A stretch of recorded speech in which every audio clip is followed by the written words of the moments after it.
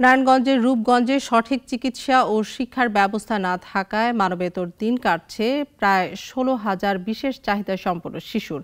তাদের ভবিষ্যৎ তৈরিতে হিমশিম খাচ্ছে পরিবার। ব্যক্তিগত উদ্যোগে কিছু প্রতিষ্ঠান কাজ করলেও তাতে মিটছে না চাহিদা, প্রয়োজন সরকারি সহযোগিতা। রূপগঞ্জ প্রতিনিধি মাহবুব আলম প্রিয় রিপোর্ট, জানাচ্ছেন সিরাজুমনির শুভ। জন্মগত ত্রুটি কিংবা দুর্ঘটনাজনিত প্রতিবন্ধীদের চিকিৎসা ও শিক্ষার সুব্যবস্থা নেই নারায়ণগঞ্জের রূপগঞ্জ উপজেলায়। তাই এলাকার ১৬,০০০ প্রতিবন্ধী ও তাদের পরিবারের সদস্যরা রয়েছেন চরম বিপাকে।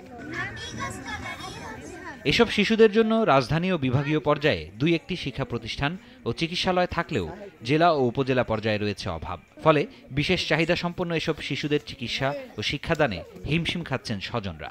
একজন প্রতিবন্ধী, আমার দুটো সন্তানও মনে করেন এরকম প্রতিবন্ধী, তাই আমরা সরকারের কাছে আমরা কোনো সুযোগ সুবিধা পাই নাই। ঢাকা শহরে গেলে অনেক লম্বা লাইন ধরতে হয়, অনেক ভোগান্তিতে আমরা পড়ি।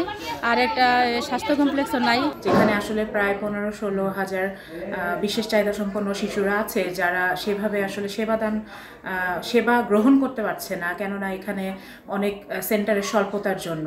বিশেষ চাহিদা সম্পন্ন শিশু ঢাকা শহরে বলেন, মফস্বলে বলেন, অনেক বাচ্চা আছে, বা সেই তুলনায় সার্ভিসটা কিন্তু নাই, স্কুল নাই।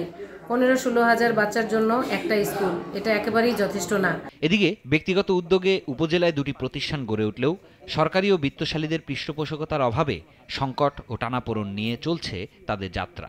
সকলের আন্তরিক চেষ্টায় আমরা আসতে পেরেছি, কিন্তু সরকারি পৃষ্ঠপোষকতা এবং আমাদের যারা এলাকার যারা ধনবান ব্যক্তি রয়েছেন তাদের সহযোগিতা পেলে আমাদের এই শিক্ষা কার্যক্রমটি যেমন সুফল পাবে, তেমনি আমাদের এই রূপগঞ্জ উপজেলায় প্রায় ১৮ বছরের নিচে ১৫,০০০ বিশেষ চাহিদা সম্পন্ন শিক্ষার্থীরা শিক্ষার আলো দেখতে পাবে। রূপগঞ্জের ১৬,০০০ প্রতিবন্ধীর নাম পরিচয় সংগ্রহ করেছে অনির্বাণ নামে এই প্রতিষ্ঠান। গড়ে তুলেছে রিহ্যাবিলিটি সেন্টারও।